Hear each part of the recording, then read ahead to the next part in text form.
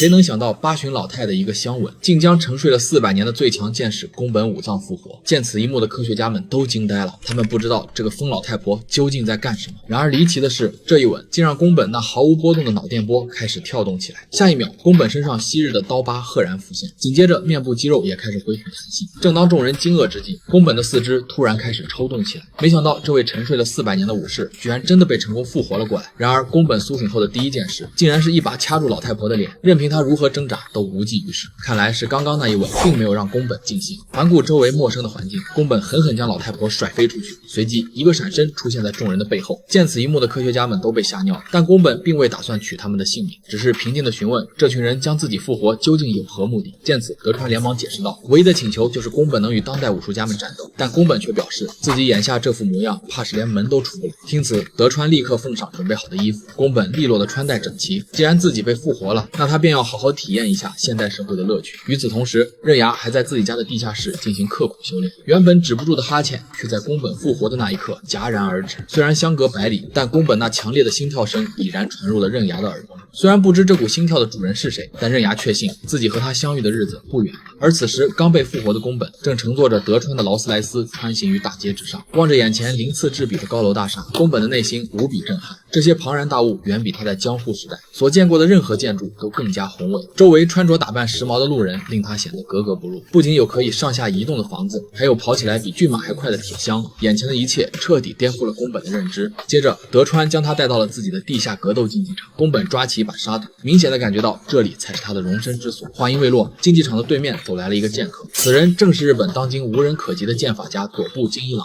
可这位顶级高手在见到宫本的一瞬间，竟然被吓得满头大汗，不禁开口询问起对方的身份。但德川并没有说出宫本的来历，因为他们事先约定战斗之后才会表明身份。可金一郎竟因恐惧直接认输，从刚刚见面到现在，他就已经被对方砍了足足6次，若算上此刻，便已经是第7次了。刚刚见面的第1刀，金一郎就被宫本正面一刀从头砍到脚，而第2刀则是由于空门打开，被直接捅穿喉咙，第3刀一刀贯穿胸膛，第4刀从侧面斜劈一气呵成，第5刀拦腰斩断，第6刀斜着从肩膀砍到大腿，第7刀连同双臂一起斩断。见此，德川一脸的懵逼，明明宫本的手中没有任何武器，是如何释放出斩击的？听此，宫本微微一笑，刀剑如此不变之物，怎会带在身上？哪怕手中无剑，他依旧可以斩人。说罢，宫本请求观看一下对方的武器。看着手中的太刀，宫本不禁面露怀念之色，却直言剑上的装饰虽十分华丽，但在宫本看来却华而不实。见状，德川请求宫本施展一下剑术，好让自己开开眼。然而这2把华而不实的剑却根本无法承受宫本的力量。只见宫本用食指和大拇指握紧太刀，下一秒双手猛地挥下，2把太刀就瞬间从刀柄处一分为2。在宫本看来，